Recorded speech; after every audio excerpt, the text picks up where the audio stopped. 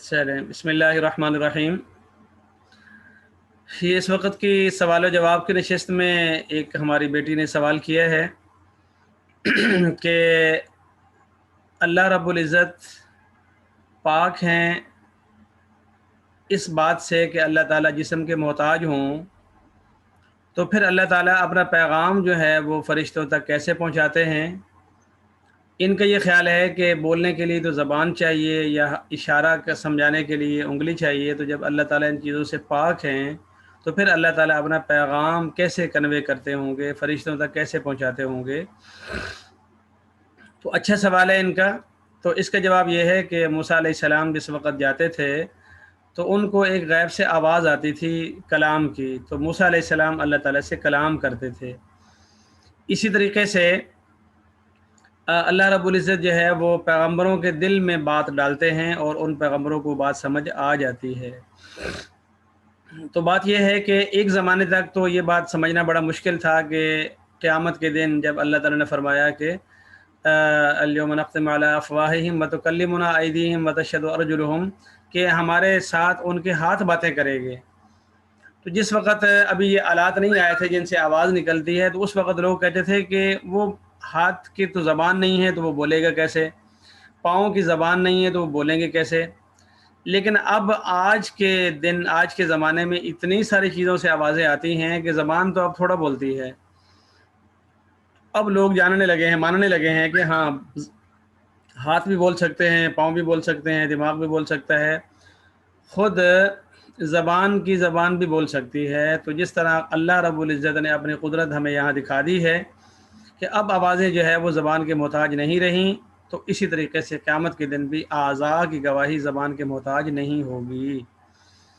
اسی طریقے سے اللہ رب العزت کی اپنی ایک شان ہے، اپنا ایک مقام ہے، ایک مرتبہ ہے، وہ قادر مطلق ہے، تو وہ اپنی بات کنوے کرنے کے لیے اس زبان کے ٹکڑے کا محتاج نہیں ہے، اپنی قدرت اور گرفت پکڑنے کے لیے کرنے کے لیے وہ ہاتھوں کا محتاج نہیں ہے۔ تو وہ ایک ایسی قادر ذات ہے کہ وہ قادر ہے اس بات پر کہ وہ پوری دنیا کو چلا لے بنا اس کے کہ اس کے ہاتھ پاؤں ہوں۔ اس وجہ سے بولنا تو ایک بات ہے نا، اگر وہ ایسا کاریگر ہے، ایسا شاہکار بناتا ہے کہ انسان حیران و پریشان ہے۔ آج تک قدرت کی کاریگری پر کوئی انسان کی دماغ نہیں پہنچ سکی۔ آپ یہ اندازہ کریں، یہ آپ کے ہاتھ کی انگلیاں ہیں اور انگلیوں کے پورے ہیں، آپ کی 10 انگلیاں ہیں، 10 پورے ہیں، تو 10 کے 10 کی جو فنگر پرنٹ ہیں وہ علیحدہ ہیں۔ اسی طریقے سے ماں کے پیٹ میں پانی کے اوپر اللہ رب العزت جو ہے وہ نقش کھینچتے ہیں، تو ایسے خوبصورت بچے اور بچیاں پیدا ہوتے ہیں کہ انسان دنگ رہ جاتا ہے، کس طرح کی ماں باپ سے کس طرح کی اولاد پیدا ہو رہی ہے۔ سیدھا سیدھا ماتھا، بہترین باریک سی ناک، بہترین صاف ستھری آنکھیں، کان، پاؤں کی انگلیوں کے فاصلے، ان کی مقدار، ٹھیک ٹھیک ہر چیز ایسی اللہ تعالیٰ بناتے ہیں یہاں ہمارے، یعنی ہم جو جہاں رہ رہے ہیں۔ اگر وہ وحدہ لا شریک، اچھا یہ صرف انسانوں کا نہیں ہے، جانوروں کے بچے بھی ہوتے ہیں، انڈوں کے اندر بھی بچے پیدا ہوتے ہیں، انڈوں کے اندر بھی۔ تو وہ وحدہ لا شریک اگر انڈے کے اندر اپنی قدرت سے جو چوزہ پیدا ہوتا ہے اس کا ڈیزائن، اس کے پروں کا کلر متعین فرما دیتے ہیں، اس کے اندر ایک سیکوینس ہوتی ہے، ایک بڑی عجیب سی یعنی اس کے اندر ترتیب ہوتی ہے کہ کچھ یعنی ایک پر کے اوپر بال ہیں، وہ سارے کے سارے بال ایک کلر کے نہیں ہوتے ہیں، وہ ایک خاص حد تک ایک خاص کلر ہوتا ہے، پھر ایک اور، پھر ایک اور، پھر ایک اور، پھر اس کے اوپر چمک۔ اور اگر بھی آپ پر کا ایک بال توڑ کے دیکھیں تو اس پر کے بال کے اندر بھی ایک عجیب قسم کی کاریگری ہے۔ تو وہ وحدہ لا شریک جو اتنے سارے جانور، اتنے سارے پرندے، اتنی سارے انسان، اور پھر آدم علیہ السلام سے لے کر آخری انسان تک ہر ایک کو اللہ رب العزت الگ سانچے سے ڈال سکتا ہے، ہر علاقے میں، ہر زمانے میں۔ تو وہ کیا ہے، پیغام پہنچانا تو میں سمجھتا ہوں کہ اتنی بڑی بات نہیں ہے۔ تو یہ وہ چیزیں ہیں کہ اچھا اسی طریقے سے قیامت کے دن یعنی جنت کے اندر اللہ رب العزت ہمیں تلاوت سنائیں گے، ہمیں آواز آئے گی اللہ رب العزت کی تلاوت کی، اور اس نور کا اللہ تعالیٰ ہمیں دیدار بھی کروائیں گے۔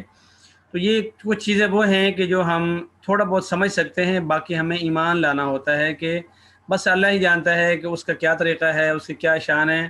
ہم اتنا جانتے ہیں کہ وہ قادر ہے، کریم ہے، رحیم ہے، شفیق ہے، اور وہ غافر ذنب و قابل توب ہے، اسی طرح شدید العقاب بھی ہے، قہار بھی ہے، جبار بھی ہے، لیکن ظلام نہیں ہے، ظالم نہیں ہے۔ تو جو جو اللہ تعالیٰ کی صفات ہمیں اللہ تعالیٰ نے بتائی ہیں، ہم ان کو تسلیم کریں گے اور یہ کہیں گے کہ اللہ کی شان شان جیسے وہ مناسب سمجھے تو اس حساب سے ہمارا ایمان ہے بس۔ باقی زیادہ باریکی میں ہم نہیں جا سکتے، نہیں سمجھ سکتے۔ سمجھنے کے لیے ہم یہ پہلے سمجھے نا کہ میرے گھر میں جو مرغی انڈوں پہ بیٹھی تھی، 21 انڈے تھے، اس میں سے 3 خراب ہوئے، اور 18 میں سے جو ہے نا وہ 18 چوزے نکلے۔ ہر چوزے کی شکل، اس کی پہچان، اس کی چونچ، اس کی ٹانگیں، اس کی دم، اس کے سر کے اوپر جو کلغی ہے، یہ ہر ایک اتنے جدا جدا ہے کہ کیا بات ہے۔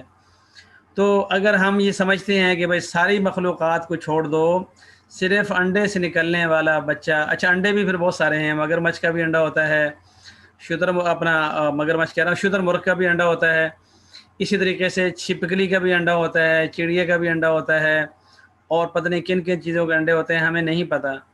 تو وہ انڈوں میں سے بھی ایک انڈے کی ہم بات کر رہے ہیں، صرف ایک انڈا مرغی کا، اس میں سے اللہ تعالیٰ کیسا شاندار مرغہ پیدا کرتا ہے کہ کیا بات ہے۔ کتنے کتنے ہزاروں کے مرغے بکتے ہیں، پوچھتے ہیں اس کے گوشت مہنگا ہے، کہتے نہیں نہیں، آپ اس کی دیکھیں، قد دیکھیں، کاٹ دیکھیں، گردن دیکھیں، اس کی سنہری پن دیکھیں، تو یہ اس ایک مرغے کو اتنا اچھا، اتنا عمدہ، اتنا سنہری کس نے بنا دیا ہے؟ اسی قادر مطلق ذات نے نا۔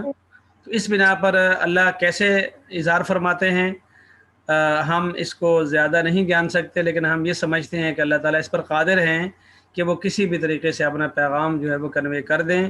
قرآن پاک بھی اللہ تعالیٰ کا پیغام ہے، اللہ تعالیٰ کی صفت ہے، اور یہ لوح محفوظ سے ہو کر آسمان دنیا پر اور پیغمبر علیہ السلام کے قلب پر آئی ہے۔ تو بہرحال یہ 2 باتیں ہو گئیں، ایک یہ ہے کہ اللہ تعالیٰ قادر ہے، اور نمبر 2 قدرت کیسے ہے، اس میں ہم زیادہ باریکی میں نہیں جا سکتے۔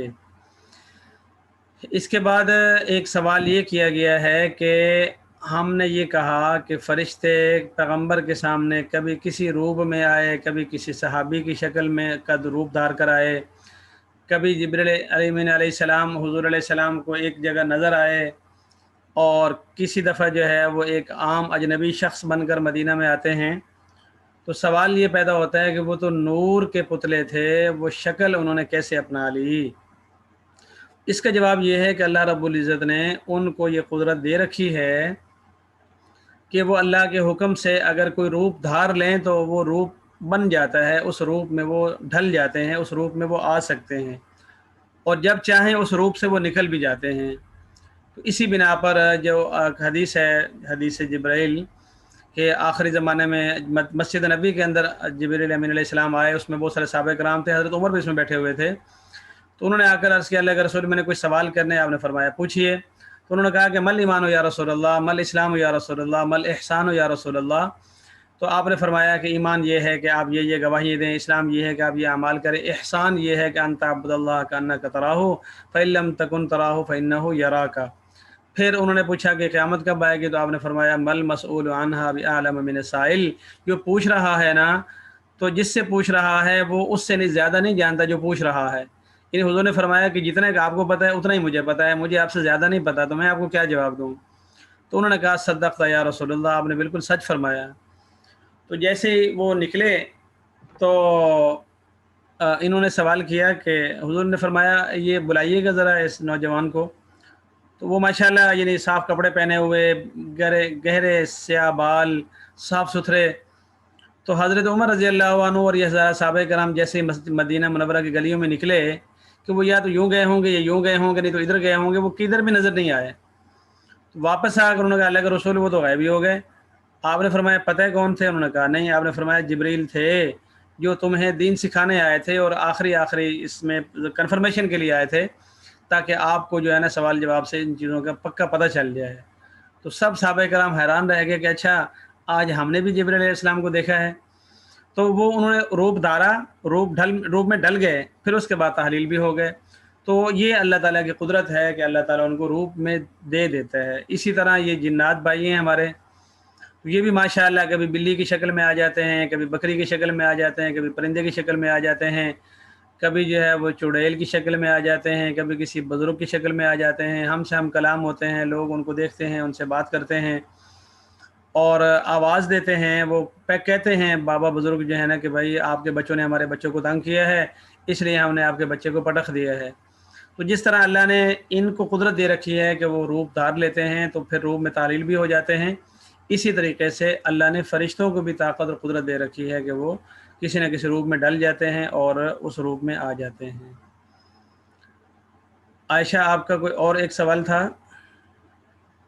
سر میرا یہ کوشچن تھا کہ جو ہم قرآن پاک پڑھتے ہیں ہمیں ترجمہ تو نہیں جی، معلوم ہوتا، ایک آپ لیکن کا ہم سوال قرآن یہ پاک تھا پڑھ کہ اس سوال کا اگر ہم لب لباب تیار کریں تو یہ بنتا ہے کہ بعض حضرات یہ کہتے ہیں کہ بے قرآن پڑھنا ہو تو پھر سمجھ کر پڑھنا چاہیے، بے سمجھے پڑھ رہے ہو تو پھر طوطے کی طرح رٹے رٹائے الفاظ بولنے کا کیا فائدہ ہے؟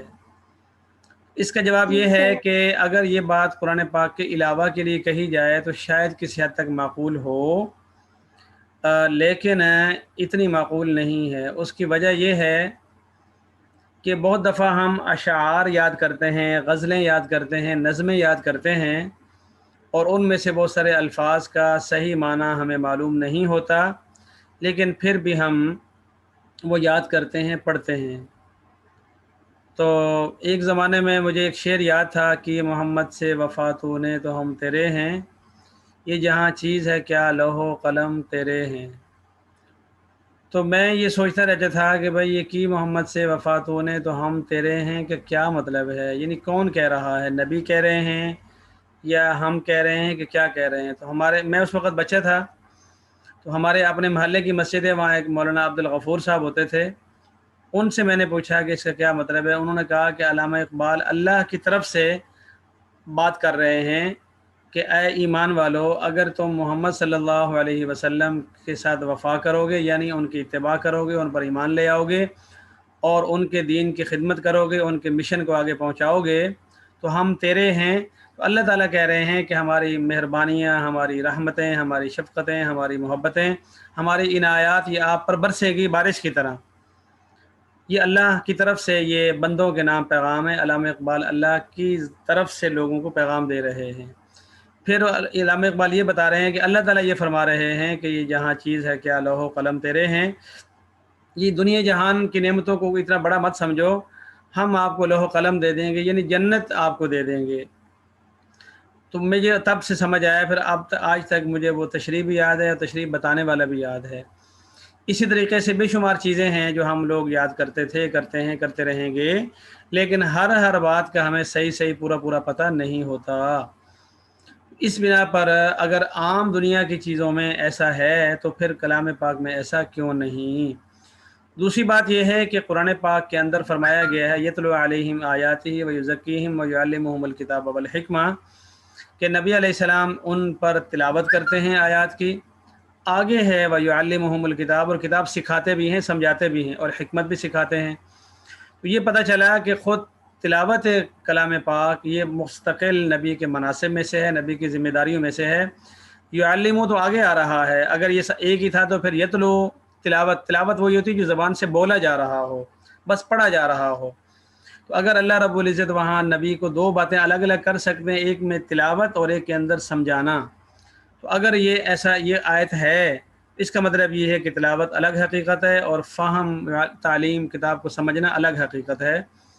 اسی طرح حدیث پاک میں آتا ہے کہ بھائی وہ جو کوئی ایک حرف پڑھتا ہے تو اللہ رب العزت اس کو اتنے نیکی عطا فرماتے ہیں، تو وہاں یہ نہیں ہے کہ حرف کا ترجمہ پڑھتا ہے یا حرف کی تشریح پڑھتا ہے یا حرف کی تفسیر پڑھتا ہے۔ اور اسی طریقے سے ایک روایت میں یہ بھی ہے کہ حضور سے سوال کیا گیا کہ اللہ کے رسول سمجھ کر پڑھیں یہ بے سمجھے، آپ نے فرمایا دونوں طرح۔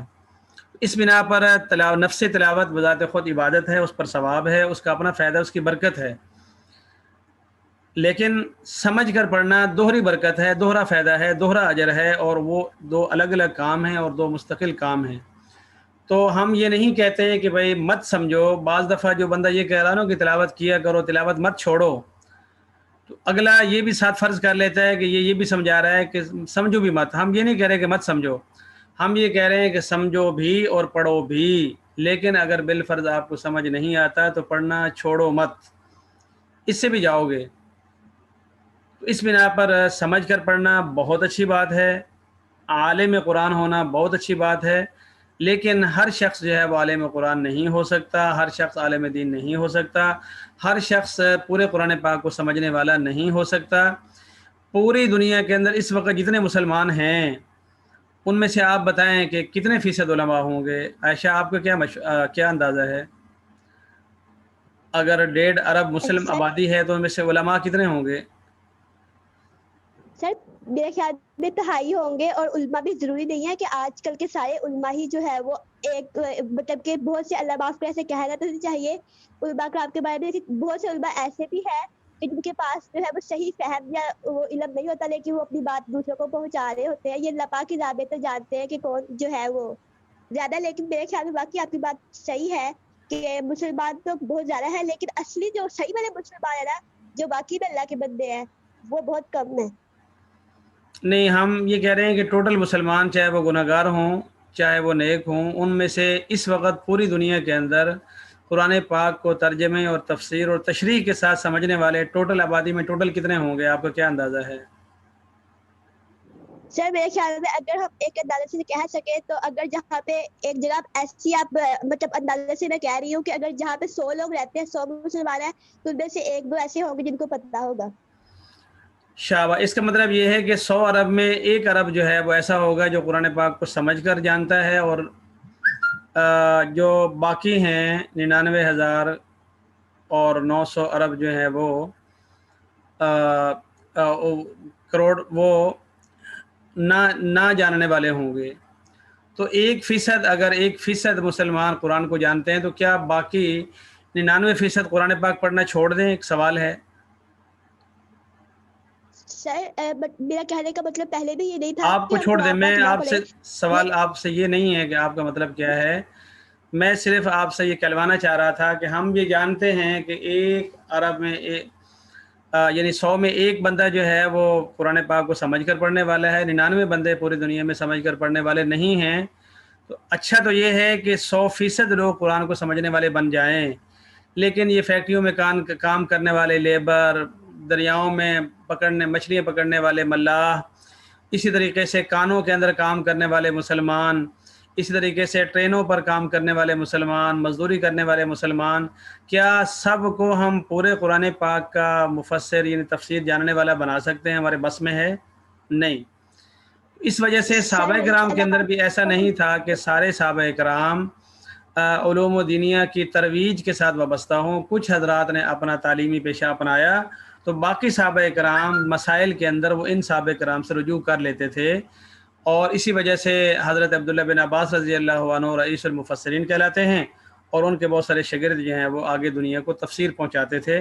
سارے صحابہ کرام کے بارے میں یہ نہیں لکھا ہوا کہ ہر ایک عبداللہ بن عباس رضی اللہ عنہ کی طرح قرآن پاک کا بہت بڑا تفسیر کو جاننے والا تھا۔ اس وجہ سے یہ ایک المیہ ہے کہ ہمارے لوگ کو یہ پتہ ہے بہت لوگوں کے سارے عالم نہیں بن پائیں گے، سارے تفسیر نہیں جان پائیں گے، تو وہ اس سے بھی خوش نہیں ہیں کہ جو تھوڑا بہت قرآن پاک کی تلاوت کرتے ہیں۔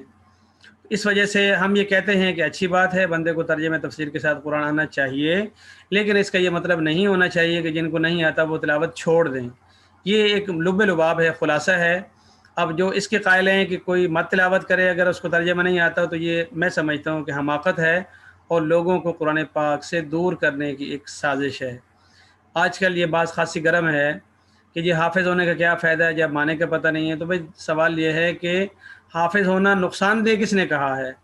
ہاں، جو حافظ بنا ہے وہ کل کو عالم بھی بن جائے، بہت اچھی بات ہے۔ تو ہم ایک شے بناتے بناتے پچھلی سے بھی روک رہے ہوتے ہیں، تو یہ المیہ ہے، یہ نہیں ہونا چاہیے۔ تو آپ بالکل خندہ پیشانی سے محبت سے تلاوت کیا کریں۔ صحابہ کرام بھی کرتے تھے، تابعین بھی کرتے تھے، تبع تابعین بھی کرتے تھے، پوری دنیا کے علماء صلحاء اولیاء کرتے رہے ہیں۔ قرآن پاک ہر ایک کو ہر طرح سے سمجھ میں نہیں آتا، کچھ ہوتے ہیں جن کو پورا سمجھ آتا ہے، کسی کو تھوڑا کم سمجھ آتا ہے، کسی کو اس سے کم، کسی کو اس سے کم، کسی کو اس سے کم، کسی کو بالکل بھی نہیں۔ تو لہٰذا ہر حال میں جو ہے نا تلاوت کرتے رہنا چاہیے۔ اگر آپ قرآن پاک کے عالم بن جاتے ہیں تو بھی، اور عالم نہیں بن پاتے تو بھی۔ جی سر، امید آپ کی ہے بات اتنی بالکل حد تک ٹھیک آپ ہے۔ حضرات کو ان تینوں سوالوں کے جواب سمجھ آ گیا ہوگا، اور کوئی سوال ہو کسی کا بھی تو کر سکتے ہیں۔ السلام سر علیکم سر۔ جی اعظم بھائی۔ السلام علیکم سر۔ वालेकुम अस्सलाम। सर मेरा एक क्वेश्चन है, वो मैम आयशा ने क्वेश्चन किया था कि अल्लाह पाक मादी मतलब ज़बान, नाक, कान सब चीज़ों से पाक है, तो वो कलाम तो बात बन गई कि कलाम होता है, मैं मानता हूँ, दिल से मानता हूँ इस चीज़ को। लेकिन जब नबी पाक सल्लल्लाहु अलैहि वसल्लम को मेराज पे बुलाया गया या अर्श पे बुलाया गया तो उनसे मुलाकात के लिए, तो फिर क्या चीज़ थी ऐसी कि मतलब वो मुलाकात किससे हुई होगी कि वहाँ पे मतलब कोई शक्ल नहीं, कोई कुछ भी नहीं है, तो फिर वहाँ पे किससे मतलब मुलाकात हुई होगी? अगर सिर्फ वहाँ पे बात ही ये करनी थी समझ तो वो सवाल गैर आपका निगाह। सवाल समझ आ गया है, अगर आप मुझे जवाब का मौका दें तो। जी जी बिल्कुल। तो ये इनका सवाल है कि अल्लाह रब्बुल इज़्ज़त जब वहाँ अपने जिस्म के साथ थे नहीं तो फिर मेराज में मुलाकात किससे हुई? खुलासा यही है ना सवाल का? जी बिल्कुल सर। चले माशाअल्लाह। तो इतने भी सवाल में जो बंदा समझ जाता है उसको उतने में समझा देना चाहिए, उसको डबल डबल नहीं समझाना चाहिए। तो इसका जवाब ये अच्छा सवाल है और ज़हनों में आता है। तो मैंने पहले एक बात कर दी कि कुछ चीज़ें हैं वहाँ पर हमें ईमान रखना होगा, उसके बहुत ज़्यादा सवाल जवाब में हम जा नहीं सकते, इसलिए कि वो बातें हमें बताई नहीं गई। लेकिन जो मालूम है वो ये है कि अल्लाह रब्बुल इज़्ज़त की तजल्लियात हैं। तो हम ये कहते हैं कि बैतुल्लाह अल्लाह का घर है और हर मस्जिद अल्लाह का घर है, मोमिन का दिल भी अल्लाह का घर है, लेकिन अल्लाह रब्बुल इज़्ज़त के जो अनवार हैं, तजल्लियात हैं, उनका जो अक्स है वो बैतुल्लाह और मस्जिद हराम पर ज़्यादा है और उससे कहीं ज़्यादा रोज़े अक़दस पर है सल्लल्लाहु अलैहि वसल्लम। इसी तरीके से जो अल्लाह का अर्श है, तो अल्लाह के अर्श इलाही पर जो है अल्लाह हैं, का मतलब ये है कि अल्लाह की तजल्लियात, अनवारात वहाँ पर ज़्यादा हैं। इस बिना पर वहाँ जा अल्लाह ताला के पास जब आप सल्लल्लाहु अलैहि वसल्लम मेराज पे गए हैं तो अल्लाह की तजल्लियात, अल्लाह के अनवारात वहाँ पर बेतहाशा हैं। उस वक़्त पैगम्बर अलैहिस्सलाम की जो मुलाकात हुई वो अल्लाह के अनवारात, अल्लाह ताला की तजल्लियात के साथ हुई। इसकी दलील मूसा अलैहिस्सलाम ने अर्ज़ किया था कि अल्लाह, या अल्लाह मैं आपको देखना चाहता हूँ, मेरा बड़ा दिल करता है कि मैं आपको सुनता तो हूँ पर देख भी पाऊँ। तो अल्लाह ताला ने फरमाया कि वो सामने तूर पहाड़ की तरफ देखिए। तो जैसे उन्होंने देखा तो एक अल्लाह की तजल्ली आई, वो पहाड़ सारे के सारा जो है ना वो स्याह हो गया, सुरमा बन गया और मूसा अलैहिस्सलाम बेहोश होकर गिर गए। बड़ी देर के बाद जब होश आया तो फरमाया बस मैं मानता हूँ कि आपकी ज़ात बेनियाज ज़ात है। तो इस तरह अल्लाह की तजल्लियात हैं, अल्लाह की अनवारात हैं। यही कहा जाता है कि उसी के कमी और ज़्यादती के साथ ये कहा जाता है कि अल्लाह रब्बुल इज़्ज़त अर्श पे हैं, मतलब अर्श पर अल्लाह की तजल्लियात बहुत ज़्यादा हैं। बैतुल्लाह अल्लाह का घर है, अल्लाह की तजल्लियात वहाँ ज़्यादा है। रोज़े रसूल में पैगम्बर अलैहिस्सलाम की ज़ात है, तो वहाँ पर अल्लाह ताला के तजल्लियात उससे भी ज़्यादा हैं। तो ये इसका मुख्तसर जवाब है कि अल्लाह की तजल्लियात ज़्यादा होती हैं और उसी से पैगम्बर अलैहिस्सलाम की मुलाकात हो सकती है। सर सर आपको एक बात बतानी थी मैंने। बताएं जल्दी से। सर वो ना मैंने जो आपने बताया ना कि फरिश्तों के पास कैसे पैगाम पहुंचाते होंगे अल्लाह पाक, तो मैं थोड़ा सा वो जो है ना, जो जहां तक मैंने पढ़ा है, जहां तक हमें पढ़ाया गया है, तो उसमें मैंने जो पढ़ा था ना वो ये कहा गया था कि अल्लाह पाक जब भी फरिश्तों को कोई पैगाम पहुंचा चाहते होते हैं ना, तो या तो उनके दिल में बात डाल देते हैं या पर्दे के पीछे से बता देते हैं। और मतलब कि उनके दिल में अल्लाह पाक ये बात डाल देते हैं, अगर उन्होंने कोई भी काम करवाना हो ना तो अल्लाह फरिश्तों को ये बात पता चल जाती है कि अल्लाह पाक ने फलां हुक्म हमें दे दिया है, तो तब वो ये काम कर देते होते हैं। मैंने यहाँ ये सुना था कि पर्दे के पीछे से या तो वही डाल रही होती है या अल्लाह पाक उस बंदे के सॉरी उस फरिश्ते के दिल में बात डाल देते हैं। और ये हाँ ये था इसको कहते हैं वही के तरीके थे हमारे, हमने पढ़े हुए हैं, तो उसमें ये बताया हुआ था कि अल्लाह पाक जो है वो अपना पैगाम फरिश्तों तक कैसे पहुंचाते थे, तो उसमें ये बातें थी। चलें, यहाँ थोड़ा-सा आपका ज़हन कन्फ्यूज़ है, तो जो हज़रात समझने वाले थे वो समझ गए हैं, जज़ाकल्लाह, बहुत शुक्रिया। और कोई सवाल किसी का?